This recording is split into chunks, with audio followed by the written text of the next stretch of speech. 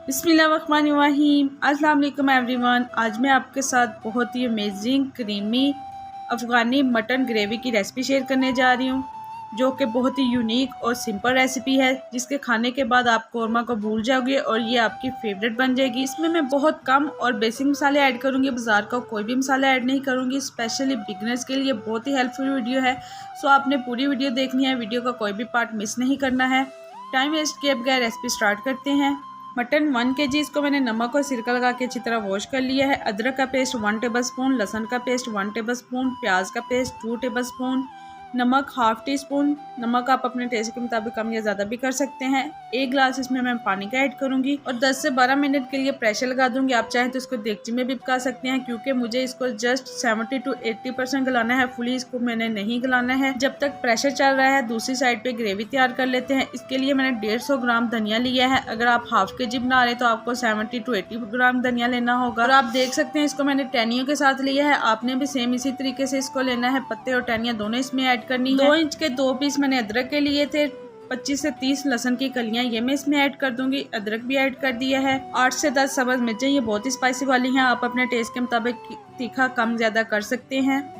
4 से 5 medium size के प्याज, इनको मैंने रफली कट कर लिया है, ये मैं इसमें ऐड कर दूंगी। नमक 1/4 टीस्पून ऐड करूंगी इसमें मैं जस्ट, और 1/4 कप पानी का ऐड करके इसकी थिक पेस्ट तैयार कर लूँगी। अब देख सकते हैं बहुत ही ज़बरदस्त वाली ग्रीन चटनी रेडी हो चुकी है। इसको मैं एक बड़े बाउल में ट्रांसफ़र कर दूँगी। जिस जूसर जग में मैंने ग्रेवी तैयार की है उसी में ही 1.5 कप मैंने दही का ऐड कर दिया है। 2 कप मैंने फ्रेश मलाई के ऐड कर दिए हैं, आप चाहें तो फ्रेश क्रीम भी ऐड कर सकते हैं। और आपने इसको जस्ट 25 से 30 सेकेंड के लिए ग्राइंड करना है। लाइक 10-10 सेकेंड के बाद आपने इसको ग्राइंड करना है। अगर आप एक बार ही ग्राइंड करोगे तो इसके ऊपर मक्खन आ जाएगा। आप देख सकते हैं मलाई और दही का मिक्सचर रेडी हो चुका है। इसको भी मैं ग्रीन ग्रेवी में ऐड कर दूंगी। अब चलते हैं इसके नेक्स्ट स्टेप की तरफ। 10 मिनट के बाद मैंने फ्लेम को ऑफ कर दिया था। आप देख सकते हैं ये लुक आ चुकी है, बहुत ही ज़बरदस्त वाला मटन गल चुका है। मुझे इससे ज़्यादा बिल्कुल भी नहीं गलाना है, लाइक फ्रेश इसको खड़ा खड़ा ही रखना है। इसमें थोड़ा सा पानी है, फ्लेम को मैंने हाई कर दिया है। और हाँ, इसमें मैंने ऑयल या घी बिल्कुल भी ऐड नहीं किया था, क्योंकि मटन चर्बी वाला था, सो मुझे इसमें ऐड करने की ज़रूरत नहीं पड़ी थी। अगर आपके मटन या गोश्त जो भी आप यूज़ कर रहे हो चर्बी वाला नहीं है तो आपने इसमें 2 टेबलस्पून ऑयल के ऐड कर देने हैं।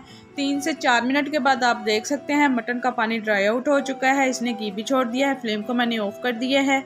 अब देख सकते हैं गोश्त पे बहुत ही ज़बरदस्त शाइनी लुक आ रही है, मुझे भी यही परफेक्ट लुक चाहिए है। अब मैं गोश्त को तैयार किए हुए बैटर में ऐड करूंगी और चम्मच की मदद से अच्छी तरह मिक्स कर दूंगी। इसके साथ ही अगर आप न्यू विजिटर हैं तो प्लीज़ मेरे चैनल को सब्सक्राइब कर दें, बेल आइकन को प्रेस कर दें, ताकि हर आने वाली न्यू आसान और डिलीशियस वाली वीडियो का नोटिफिकेशन सबसे पहले आपको मिल सके। अब बारी है इसमें पाउडर मसाले ऐड करने की। इसका top secret ingredient chaat masala 2 tablespoon, खुशबू से भरपूर गरम मसाला 2 टेबलस्पून, इसकी रेसिपी ऑलरेडी चैनल पे मौजूद है। धनिया पाउडर 1.5 टेबलस्पून, जीरा पाउडर 1.5 टेबलस्पून खुशबू और टेस्ट के लिए। लेमन जूस 2 टेबलस्पून, आप चाहें तो सिरका भी ऐड कर सकते हैं। वाइट पेपर 1 टीस्पून, काली मिर्च का पाउडर 1 टीस्पून।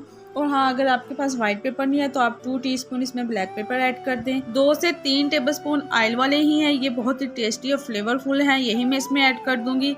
कसूरी मेथी 2 टेबलस्पून, इसको मैंने तवे पे ड्राई रोस्ट कर लिया था, इसका बहुत ही ज़बरदस्त खुशबू और टेस्ट आता है इसमें। अब लास्ट में इसमें 1 टीस्पून से थोड़ा सा कम मैंने नमक ऐड कर दिया था। नमक आप अपने टेस्ट के मुताबिक कम ज़्यादा कर सकते हैं।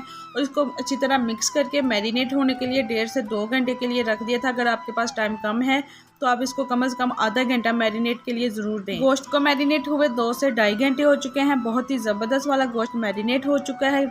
बोटियों को मैंने सेपरेट कर लिया है और जो इसकी ग्रेवी है इसको मैंने सेपरेट कर लिया है। पकाना स्टार्ट करते हैं। एक पैन में 4 to 5 टेबलस्पून मैंने ऑयल के लिए हैं, क्योंकि मुझे गोश्त को जस्ट शैलो फ्राई करना है। फ्लेम को मैंने मीडियम टू हाई कर दिया है। जैसे ही अच्छी तरह ऑयल गर्म हो जाएगा, ये लुक आ जाएगी, तो आपने इसमें गोश्त ऐड कर देना है और 2-2 मिनट के लिए दोनों साइडों से फ्राई कर लेना है। 2 मिनट के बाद आप देख सकते हैं बहुत ही ज़बरदस्त वाली गोश्त फ्राई हो चुका है, ये लुक आ चुकी है। ऐसे ही दूसरी साइड से मैं दोनों साइडों से अच्छी तरह फ्राई कर लूँगी। 2 मिनट के लिए, इसको ज़्यादा टाइम नहीं देना है, क्योंकि गोश्त पहले से बॉयल भी है और गला हुआ भी है।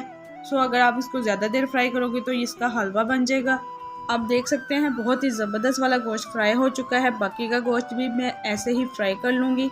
ग्रेवी तैयार करने के लिए एक देगची में 3 to 4 टेबलस्पून मैंने ऑयल के लिए हैं। आप चाहें तो 1 टेबलस्पून इसमें बटर भी ऐड कर सकते हैं।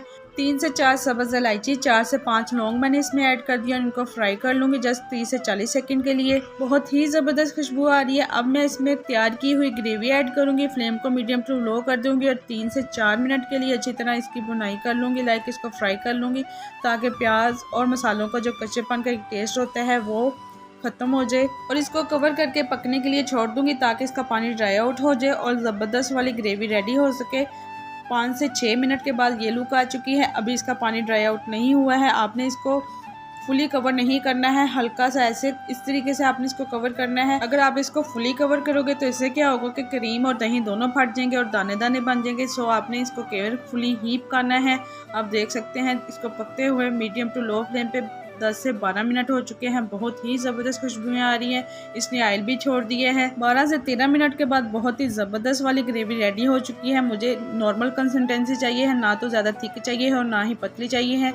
अब मैं इसमें फ्राई किया हुआ गोश्त ऐड कर दूंगी और इसको भी मीडियम टू लो फ्लेम पे ही 2 से 3 मिनट के लिए पका लूँगी। और हाँ, आपने चम्मच बिल्कुल हल्के हाथ से इसमें चलाना है। गोश्त को पकते हुए 3 से 4 मिनट हो चुके हैं। बहुत ही ज़बरदस्त वाली ग्रेवी रेडी हो चुकी है। फ्लेम को मैंने ऑफ कर दिया है। अब चलते हैं इसके फेवरेट स्टेप की तरफ। इसको स्मोक देने के लिए कोयले को मैंने पहले जला लिया था। 2 से 3 ड्रॉप मैंने इसके ऊपर ऑयल के डाले हैं और इसको अच्छी तरह कवर कर दिया है। 5 से 6 मिनट के लिए रख दिया है ताकि स्मोक इसमें अच्छी तरह चले जाए। अफगानी मटन ग्रेवी को स्मोक दिए हुए 5 मिनट हो चुके हैं। कोयले को मैंने रिमूव कर दिया है। लास्ट में इसके ऊपर मैं हरा धनिया स्प्रिंकल करूंगी थोड़ा सा। मुझे तो मटन ग्रेवी के ऊपर ऑयल ऐड करने की बिल्कुल भी जरूरत नहीं पड़ी थी क्योंकि बहुत ही ज़बरदस्त वाला इसके ऊपर नेचुरल ऑयल आ चुका था। अगर बाई चांस आपकी ग्रेवी ऑयल नहीं छोड़ती है तो आपने क्या करना है कि जिस ऑयल में आपने गोश्त को फ्राई किया था वही ऑयल आपने इसकी प्रेजेंटेशन में ऐड कर देना है।